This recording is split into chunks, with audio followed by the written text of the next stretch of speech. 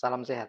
Pernahkah ketika Anda membersihkan telinga, baik pakai cotton bud maupun pakai alat kebersihan ya, yang seperti ini ya. Apabila Anda mengkorek terlalu dalam, maka bisa terjadi batuk. Pernahkah Anda mengalami itu?